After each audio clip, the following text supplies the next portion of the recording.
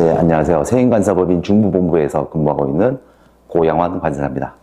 예, 저는 오늘 그 용도세율의 적용과 용도세율을 통해서 관세 혜택을 받았을 때 관리하셔야 되는 사후관리에 대해서 설명을 드리도록 하겠습니다.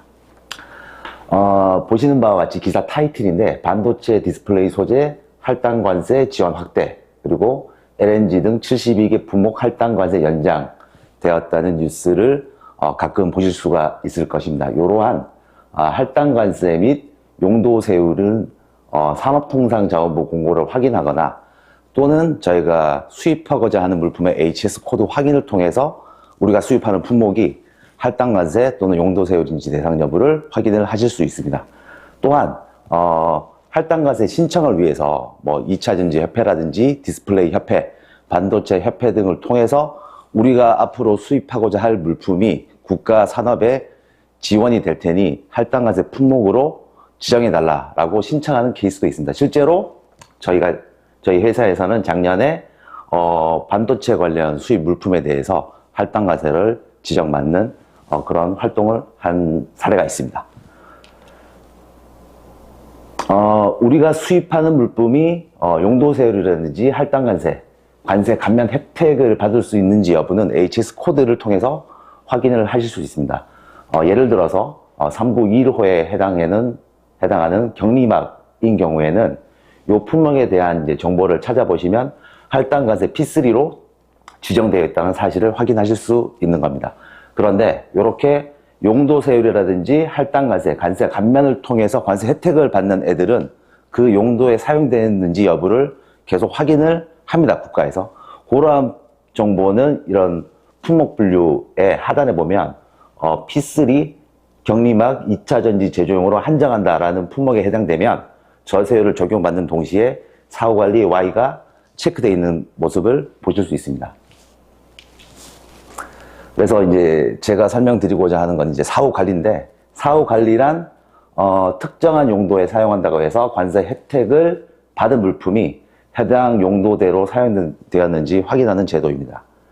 사후관리에 대한 예시로 우리가 원재료를 수입했으면 이 원재료가 2차전지 제조 등에 사용됐는지 여부를 확인하는 거, 설비에 대해서 용도세율이나 할당관세를 받았으면 해당 공장에 설치되었는지 여부를 확인하는 것을 사후관리라고 하고, 요거는 이제 사후관리에 관한 고시로 지정이 되어 있습니다. 그래서 일반적인 사후관리 기간은 사후관리 받는 대상은 용도세율, 특정 면세 물품, 분할납부 물품인데 보통 원재료의 경우 3개월 이내 또는 사용되었는지 여부를 확인하고 사후관리가 종결되고, 기계시설 같은 경우에는 1년에서 3년 정도 사후관리를 받으시게 됩니다. 이 사후관리를 받는 기간 동안 준수해야 될 사항들이 몇 가지가 많습니다.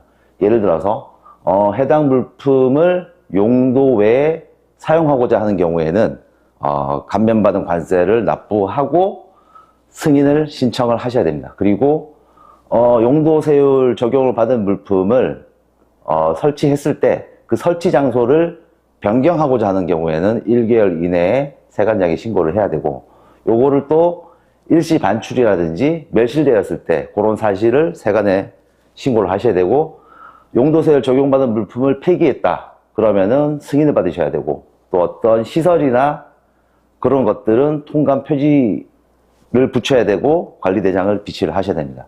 이러한 의무들을 위반했을 때 보통 승인사항을 위반했으면 통고처분을 받게 되고, 신고사항을 위반했으면 과태료를 처벌받게 됩니다. 그렇기 때문에 용도세율이든지 할당관세 적용받은 물품을 사후관리 기간 내에 별개의 용도로 사용하거나 어떠한 일이 생겼을 때는 반드시 세관당국에 신고를 하셔야 된다라는 점을 유의를 하셔야 됩니다. 실제로 많은 업체들이 이 사후관리 받은 물품에 대해서 제대로 관리가 되지 않아서 과태료나 통고처분을 받은 사례가 종종 발생하게 되는데, 주요 사례를 한 3가지 정도 들어봤습니다.